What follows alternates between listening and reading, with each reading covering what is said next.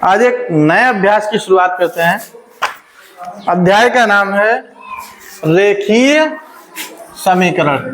क्या नाम है? रेखीय समीकरण। रेखीय समीकरण। अब सबसे पहले तो ये जान लो रेखीय समीकरण का मतलब क्या होता है। पहले ये जानो रेखीय समीकरण का मतलब क्या होता है, और उससे पहले हम जानेंगे, यानी रेखीय समीकरण जानने से पहले आ जाते हैं जो समीकरण बनते हैं, ठीक, उसके बारे में जान ले।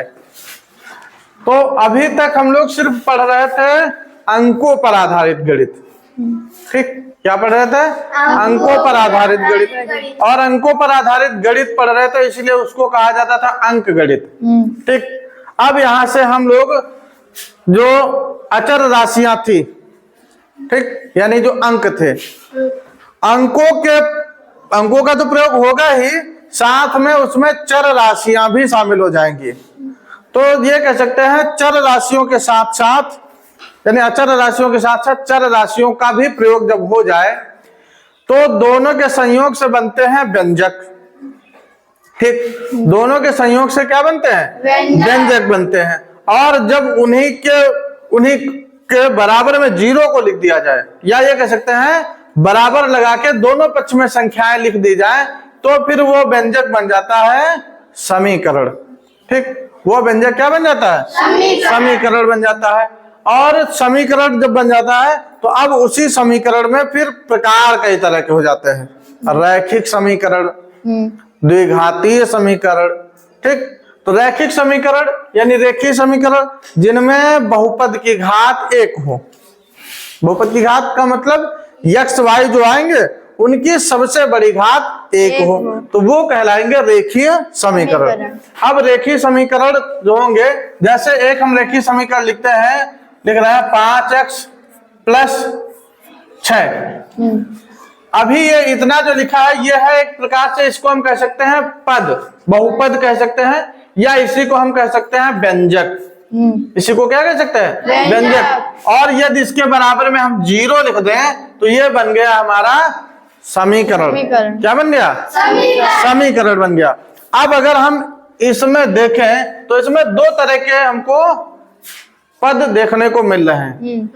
एक तो अंक है, जैसे इसमें अंक क्या लिखा है? 5 और ये 6। और दूसरा एक प्रयोग में आ गया है x, ठीक। तो जो 5 और 6 है ये अंक है, इसको हम लोग क्या कहेंगे? अचर पद या अचर राशि भी कह सकते हैं।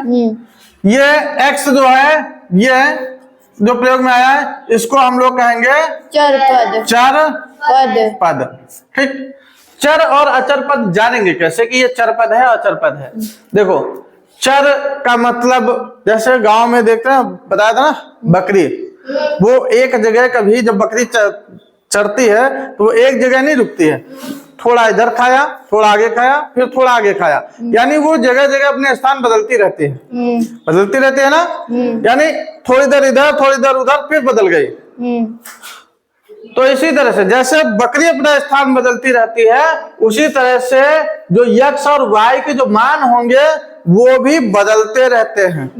कभी यक्स बराबर, जैसे सवाल सॉल्व करेंगे तो कभी यक्स बराबर 5 निकल के आएगा, कभी यक्स बराबर 2 निकल के आएगा, कभी यक्स बराबर 5/2 निकल के आएगा, कभी कुछ भी, यानी तरह तरह के मान निकल के आएंगे, अलग अलग तरह के। तो जब अलग अलग तरह के मान निकल के आएंगे तो यानी इसका मतलब क्या है? बदल रहे हैं, मान बदल रहे हैं। तो जब बदल रहे हैं तो इसका मतलब ये फिर जो पद है, वो जो राशि है, वो कैसे कहलाएगी? चर पद या चर राशि कहलाएगी, ठीक।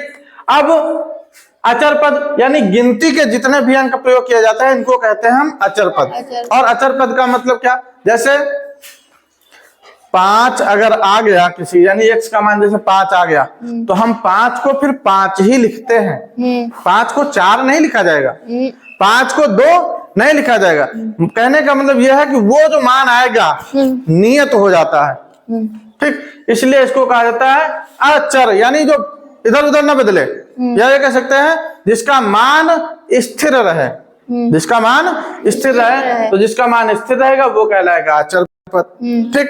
तो कोई भी जो रेखीय समीकरण हो या कोई भी द्विघातीय समीकरण हो या बहुपद यानी बहुघातीय समीकरण हो, समीकरण बनते हैं के पदों से मिलकर बनते हैं। एक तो चर और दूसरा अचर पदों से मिलकर बनते हैं। अब जब इनको हल करने की बात आती है कि इनको हल कैसे किया जाए, तो इनको हल करने का एक तरीका ये होता है कि हम जब भी हल करेंगे तो हम ये कह सकते हैं कि जो अंक हैं वो अलग प्रजाति के हैं, एक्स वगैरह जो होंगे वो अलग प्रजाति के होंगे। तो जो अलग अलग प्रजातियों के जो मान है जो गड़बड़ गए हैं, इनको हम करते क्या है, हमेशा ये अलग अलग प्रजाति के लोग अलग अलग रहते हैं, है ना। जैसे भेड़ है, वो भेड़ों के साथ रहना पसंद करेंगी, बकरी बकरियों के साथ रहना पसंद करेंगे। तो हम क्या करेंगे, जितने भी एक्स वाई के मान हैं वो सब एक तरफ कर देंगे, जितने अंक यानी अचर पद हैं उनको एक तरफ कर देंगे और हल कर लेंगे, जो मान आ जाएगा वही आंसर होगा। ठीक। तो यहां पर अब एक्सरसाइज पे जैसे चलते हैं, तो एक्सरसाइज में जो पहली एक्सरसाइज दी गई है 6A, अभ्यास का नाम क्या है, 6A, यानी चैप्टर है 6A। और यहाँ पर जो पहला सवाल दिया गया है, दिया गया 3x - 5 = 4। क्वेश्चन में यह बोला गया है कि निम्नलिखित समीकरणों को हल कीजिए। जो समीकरण दी गई है उसको हल कीजिए एवं अपने उत्तर की जांच कीजिए, यानी हल करिए इसको, और हल करने के बाद जो मान आ रहा है तो वो देखो जो मान निकाला है वो सही है या नहीं सही है, तो उसकी उत्तर की जांच भी करनी है। तो देखो पहले तो हम हल करते हैं। हल करने के लिए हमने क्या बताया कि सवाल में देखेंगे जितनी भेड़ें हैं उनको एक तरफ कर दो, जितनी बकरियां हैं उनको एक तरफ कर दो, यानी एक प्रजाति के लोग एक तरफ, यानी चर पद एक तरफ अचर पद एक तरफ। तो हम जैसे ये अभी 3x को एक तरफ रखेंगे, जो पूरी तरह से अचर पद है पहले उनको हटाते हैं। तो ये 4 तो पहले से बाहर यानी दूसरे पक्ष में था, वो लिख लिया। इधर -5 है, इस -5 यानी इसमें कोई भी चर राशि जुड़ी नहीं है, तो इसको पूरी तरह से पक्षांतर कर दो। तो इधर माइनस का है तो दूसरे पक्ष में चला जाएगा, ये प्लस का हो जाएगा। तो 3x = 4 और 5 दोनों को जोड़ेंगे कितना हो जाएगा, 9। x बराबर क्या आ जाएगा, 9 और बटे में 3। ठीक। अब यहाँ पर ध्यान देना है तुमको कि जब एक चर राशि और एक अचर राशि एक साथ लिखी हो, चर राशि और अचर राशि एक साथ लिखी हो और उनके बीच कोई भी चिन्ह ना लगा हो, तो बट्टे में, तो हम हमेशा उनके बीच ये मानते हैं कि गुणा का चिन्ह लगा है। कौन सा चिन्ह लगा है, गुणा का चिन्ह। और गुणा का चिन्ह जब मान लेंगे तो एक पक्षांतर का नियम चलता है। पक्षांतर का नियम क्या कहता है कि यदि एक पक्ष में संख्या ऋण की है तो दूसरे पक्ष में जाएगी धन की हो जाएगी, यदि एक पक्ष में संख्या धन की है तो दूसरे पक्ष में जाएगी ऋण की हो जाएगी, यदि संख्या भाग में है तो दूसरे पक्ष में जाएगी तो गुणा में हो जाएगी, और यदि संख्या गुणा में है एक पक्ष में तो दूसरे पक्ष में जाएगी, वो कहाँ जाएगी, भाग में। तो यहाँ पर संख्या दोनों के बीच में कोई चिन्ह नहीं लगा है, इसका मतलब दोनों के बीच में कौन सा चिन्ह लगा है, गुणा का। और गुणा का अगर चिन्ह लगा है तो संख्या गुणा में लिखी है, और गुणा वाली संख्या कहाँ जाती है, बटे में जाती है। तो कितना आ जाएगा, 9/3। तो अब हल करो इसको जरा। x = 3 से काटेंगे, 3 × 3 3 × 9, यानी x बराबर कितना आ गया, 3। यही हमारा आंसर यानी उत्तर होगा। अब लेकिन क्वेश्चन में ये बोला गया है कि उत्तर जो आया है जांच करो, ये देखो कि ये उत्तर जो लाए हो ये सही है। तो इसके लिए हम लोग एक करेंगे उत्तर की जांच, उत्तर की जांच करेंगे, देखो कि उत्तर सही है कि गलत। तो इसके लिए करेंगे क्या, हम प्रश्न जो दिया था उसको लिखेंगे। प्रश्न क्या था, 3x - 5 = 4, और x का जो मान आया था उसी x को x के मान के स्थान पे रख देंगे, यानी x का जो मान आया है वो समीकरण में जहां जहां पर x होगा वही मान रख रख देंगे दिए। और रखने के बाद दोनों पक्षों को हल कर लेंगे। यदि दोनों पक्ष बराबर आते हैं तो जो उत्तर मिला है वो सही होगा, और यदि दोनों पक्ष बराबर नहीं आते हैं तो इसका मतलब उत्तर गलत है। गलत है। ठीक, तो अब रख के देखो, तो 3 गुणे x का मान कितना 3 3, तो रख दिया 3 माइनस ये 5 लिखा था 5 लिख दिया बराबर में 4 4। तो अब जरा इसको हल करो, 3 का 3 से गुणा कराएंगे 3 तक का 9 माइनस का 5 बराबर 4 9 में 5 घटा 4 बराबर में 4 दोनों पक्ष बराबर आ गए। अब दोनों पक्ष बराबर आए यानी यहाँ पर लिख देंगे बाया पक्ष बराबर है दाया पक्ष।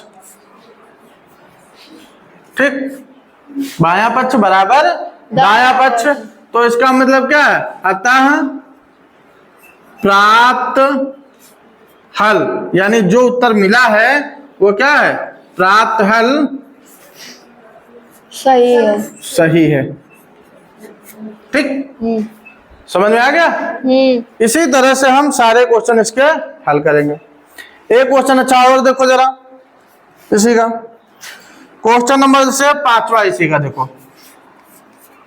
5वां क्वेश्चन दिया है 18 माइनस 5y बराबर का 3y माइनस का 6। तो अब इसमें भी देखो भेड़ बकरियां यानी एक मिली हुई रखे हैं, हम क्या करेंगे एक एक तरफ हटा देंगे। तो ये इधर माइनस 5y रखेंगे इधर, और दूसरे तरफ ये 3y था उसको दाएं से बाईं ओर ले आएंगे, तो इधर प्लस का है तो इस बाईं ओर आएगा कैसा हो जाएगा माइनस का, तो ये हो जाएगा माइनस का 3y बराबर इधर माइनस का 6 पहले से लिखा था, ये इधर प्लस का 18 था, दूसरे पक्ष में जाएगा तो माइनस का 18। अब देखो समान चिन्ह की संख्या क्या होती है, आपस में जुड़ जाते हैं। समान चिन्ह की आपस में जुड़ती हैं और असमान चिन्ह की आपस में घटती हैं। तो जोड़ लो 5 3 8y बराबर इधर 18 और 6 24।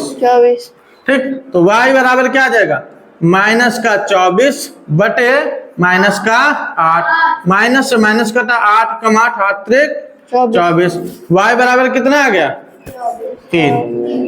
y बराबर कितना आ गया 3। अब क्या करेंगे, अब देखो ये जो 3 आया है ये सही है कि गलत, यानी ये उत्तर 3 आ गया। तो अब हम क्या करेंगे उत्तर की जांच। तो उत्तर की जांच करो भाई। तो उत्तर की जांच के लिए क्या करेंगे, सवाल लिखेंगे 18 माइनस का 5y बराबर 3y माइनस का 6। तो जो y का मान आया है हम वो दोनों पक्षों में y के स्थान पर रखेंगे। जैसे पहले लिखा 18 लिख लिया माइनस 5 गुणे y का मान कितना आया 3। हमने कहा था दोनों के बीच में जब कोई चिन्ह न लगा तो कौन सा चिन्ह मानते हैं गुणा का, ये देखो गुणा का लगाया। अब y का मान 3 फिर बराबर 3, अब यहाँ पे चिन्ह कौन सा गुणा, y का मान 3 माइनस का 6। अब हल करो 18 माइनस 5 15 बराबर इधर 3 तक का ये माइनस का 6। 18 में 15 घटाओ कितना बचेगा 3 बराबर 9 में 6 घटाओ 3। तो यहाँ पे बायां पक्ष बराबर यानी लेफ्ट हैंड साइड बराबर राइट हैंड साइड, यानी दोनों पक्ष यानी बायां पक्ष बराबर है किसके दायां पक्ष। जब बायां पक्ष दाएं पक्ष के बराबर है तो इसलिए इसका मतलब यानी दोनों पक्ष बराबर है, इसका मतलब क्या है कि प्राप्त हल सही है। ठीक, इसी तरह से क्वेश्चन नंबर 1 और क्वेश्चन नंबर 2 लगेंगे। ठीक, तो ये 1 और 2 नंबर लगाना, बाकी फिर कल बताना।